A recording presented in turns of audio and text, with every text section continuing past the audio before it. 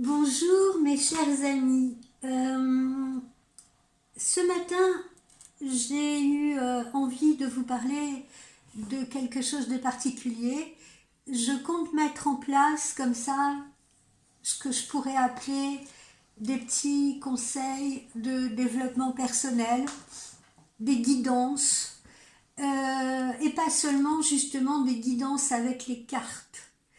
Voilà, j'aimerais également voilà, vous communiquer, vous transmettre des choses que j'ai apprises moi-même afin, afin que vous réfléchissiez. Si je fais ça, c'est parce qu'au cours de mes consultations, je me rends compte que les gens sont souvent perdus, ne savent pas prendre en main leur chemin, leur vie, euh, se font dépasser par certaines situations, entrent sans arrêt dans des poupées russes qui se ressemblent, vous voyez. Et je voulais vous venir en aide par rapport à tout ce vécu, par rapport à toutes ces expériences, à tout ce qu'on me raconte. Alors je n'ai pas la science infuse et je n'ai pas la prétention d'être un maître là qui va vous montrer le chemin, etc. Mais voilà, juste vous permettre au moins de réfléchir à mes mots, de réfléchir à ce que j'essaye de vous faire comprendre. Voilà. Vous avez pu remarquer, évidemment, tout comme moi, qu'on vit dans une société de plus en plus agressive, de plus en plus violente, où chacun essaye de dominer l'autre, où il n'y a plus l'écoute, où il n'y a plus la communication, même pas dans les couples d'ailleurs, où voilà, où on cherche à avoir cette espèce de suprématie sur l'autre et, où toute forme de courtoisie, de politesse ont disparu. Donc c'est à partir de ce constat, très triste si vous voulez, de perte de communication, de perte de repères, que j'ai décidé de mettre en place ces petits dossiers comme ce matin. Et je vais commencer par ce conseil-là. Si vous souhaitez dans votre vie faire évoluer quelque chose, une situation, un projet, susciter un sentiment, une émotion, quel que soit le domaine, hein, que ce soit le domaine financier, que ce soit le domaine professionnel, que ce soit le domaine, un contexte social, que ce soit justement en amour, dans le couple ou bien avec vos enfants, si vous souhaitez faire évoluer quelque chose dans votre vie, un projet donc ou une situation, eh bien, vous aurez besoin d'énergie pour atteindre cet objectif. L'énergie, elle est primordiale. Je me rends compte quand je discute avec les gens que, eh bien, on a plus tendance à voir le verre à moitié vide que le verre à moitié plein. On a l'impression que l'humain ne réagit que de cette façon. On va voir d'abord le négatif. Moi, j'ai mes clients, mes clientes qui, par exemple, me posent des questions dans le domaine sentimental. Mais est-ce qu'il n'est pas ou est-ce qu'elle n'est pas en train de me tromper, il m'a déjà trompé ou elle m'a déjà trompé, est-ce qu'il ne va pas recommencer? Est-ce que vous voyez personne autour de lui ou autour d'elle en ce moment? Il a des travers, par exemple, il a des addictions, est-ce qu'il ne va pas recommencer? Est-ce qu'il ne va pas se moquer de moi? Etc., etc. Voilà, tant de questions. Et on voit qu'à travers ces questions, on a la peur qui domine, on a le doute qui domine, et on a l'impression vraiment qu'on ne voit que le négatif en l'autre, vous voyez? On ne fait pas confiance en l'autre quelque part, on ne veut pas faire confiance. Mais est-ce que, basiquement, avant de pouvoir faire confiance en l'autre, ce n'est pas une affaire de confiance entre vous et vous? Posez-vous la question. Parfois, on redoute chez l'autre ce que l'on redoute chez soi-même. Vous avez donc besoin d'énergie pour atteindre vos objectifs. Et si je parle d'énergie, c'est d'énergie positive, évidemment. Et vous connaissez tout comme moi la loi d'attraction. Si on projette de la positivité, on reçoit de la positivité. Si on projette du doute, de la peur et de la négativité, on ne va faire que retarder les situations, que les bloquer. On n'attirera jamais la positivité en étant négatif dans sa tête, en voyant tout en noir, en voyant tout de travers. C'est pas possible. Ça amène juste le chaos. Ça amène juste la dispersion. Donc, dites-vous bien que quels que soient les objectifs, encore une fois, que vous voulez atteindre dans votre vie, qu'ils soient sentimentaux, professionnels, financiers, tout ce que vous voulez, si vous voulez. Pardon, je me répète. Eh bien, il faut y mettre d'abord la bonne intention. La bonne intention. Qu'est-ce que je veux vraiment? Analysez-le. Qu'est-ce que je veux vraiment? Comment je veux vraiment? Qu'est-ce que j'ai comme outil pour mettre ça en place?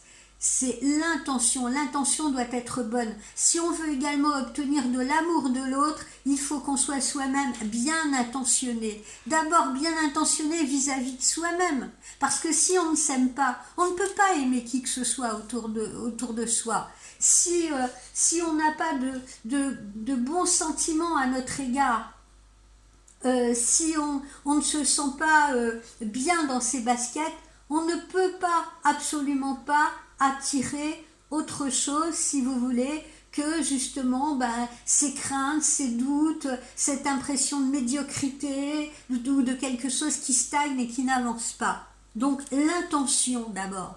L'intention, c'est la priorité. Ensuite, votre attention. L'attention. Et l'attention, elle doit être constante. Il doit y avoir une constance dans l'attention. Dans l'attention. C'est-à-dire que je vois par exemple des clientes aussi qui me disent « Oh, il faut que je perde du poids, etc. Je vais faire un régime, ou je vais faire du sport, ou je vais faire de la méditation, ça va m'apaiser. » Moi, j'en ai des clientes comme ça. Elles me disent « Comment faire revenir un être cher auprès de soi? Comment l'attirer à soi ?»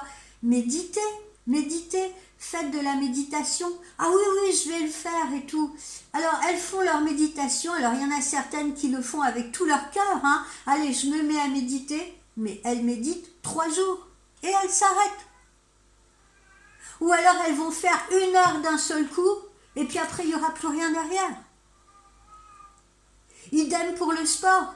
Idem pour les régimes. Vous voyez? Donc, il faut absolument que cette attention, il y ait une constance là-dedans. Ensuite, ce que les Américains ou les Anglais appellent être focus. Focus, ça veut dire on reste sur sa ligne, on est focus, on ne se laisse pas déconcentrer par qui que ce soit ou quoi que ce soit. Et ça, je le vois aussi dans les relations que vous pouvez entretenir parfois.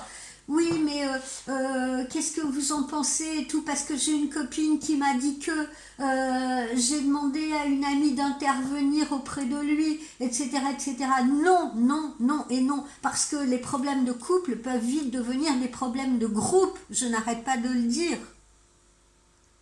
On peut évidemment se confier à ses amis, on peut se confier à des proches, etc., etc. Mais en aucun cas, ces personnes ne peuvent décider pour vous. Il faut que vous restiez droit dans vos bottes sur la ligne que vous vous êtes tracée. J'ai décidé de m'acheter un véhicule à la fin de l'année. Pour ce faire, il faut que je travaille plus, il faut que je fasse tant d'heures de plus. Eh bien, je vais les faire. Et je ne vais pas les faire seulement pendant 1 semaine. Je vais continuer jusqu'à ce que j'accumule assez d'argent pour pouvoir payer ma voiture. Et là, ça nous amène à la suite, c'est-à-dire aux efforts. Parce qu'on n'a rien sans rien.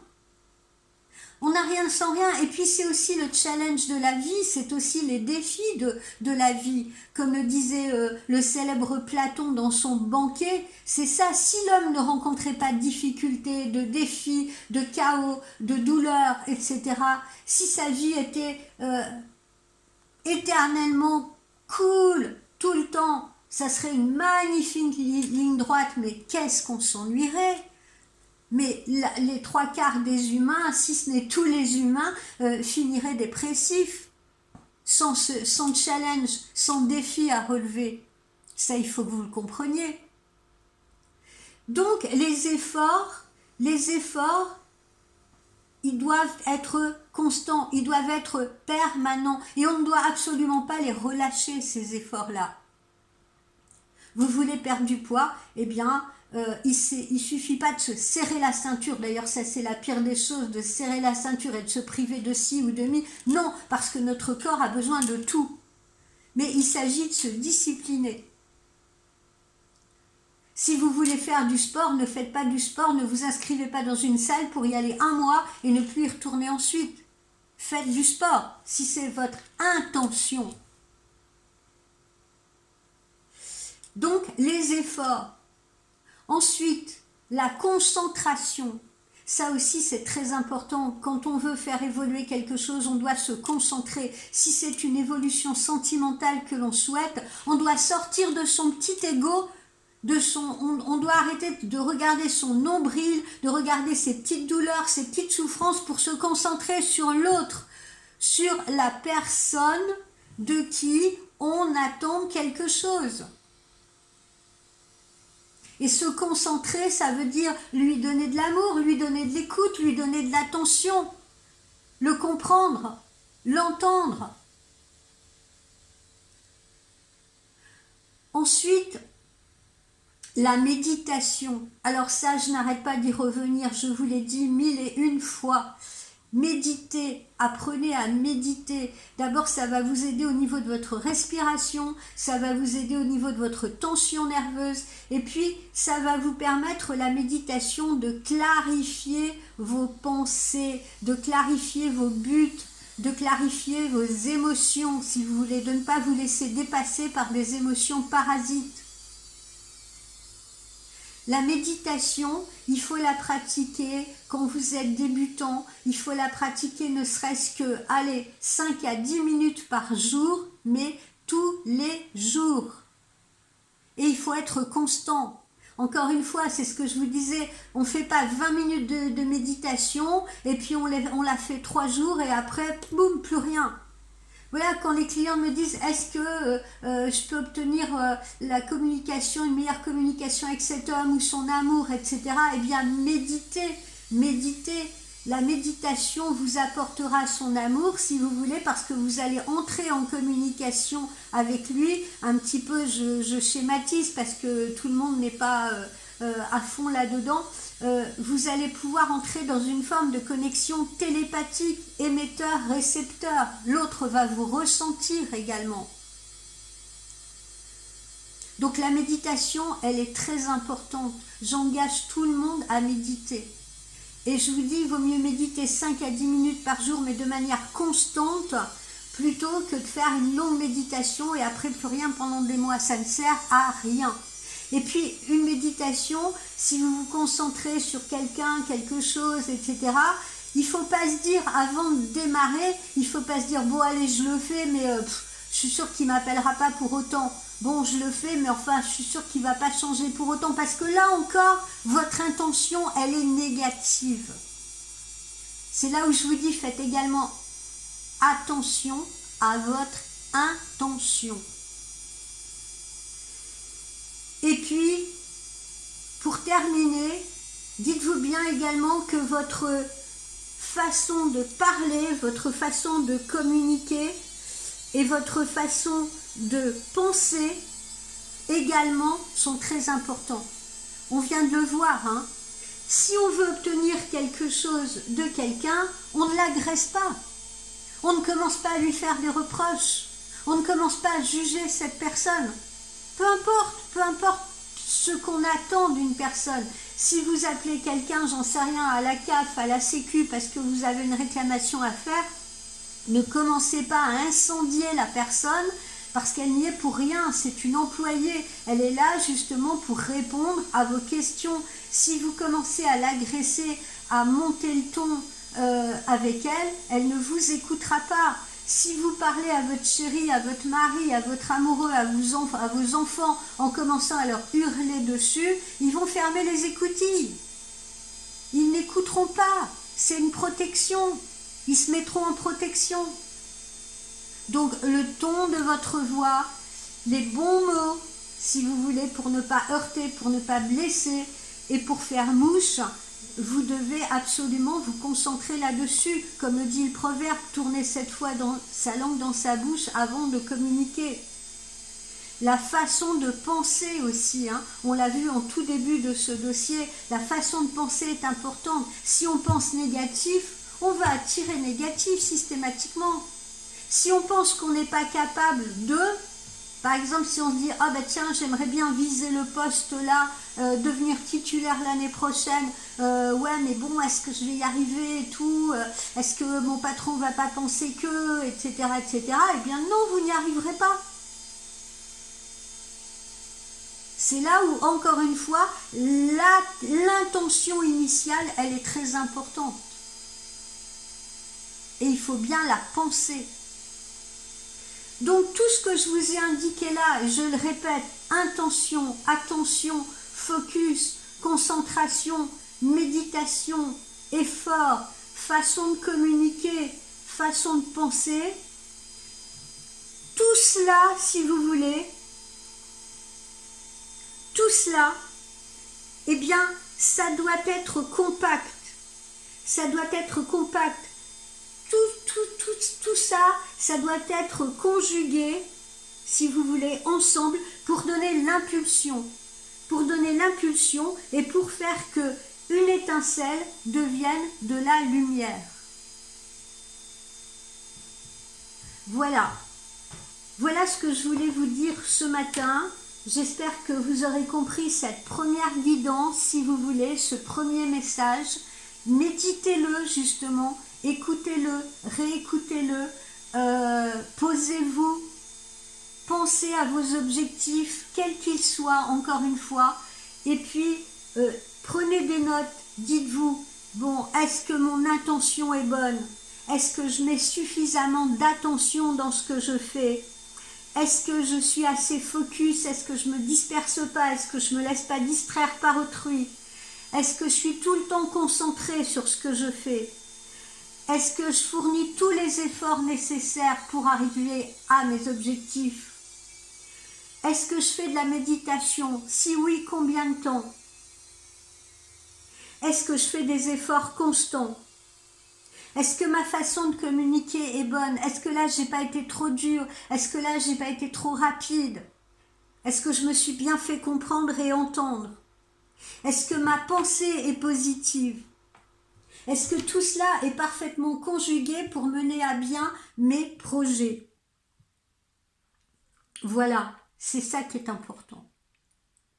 Bon, ben les amis, je vous laisse là-dessus. Si vous voulez me poser des questions, n'hésitez pas.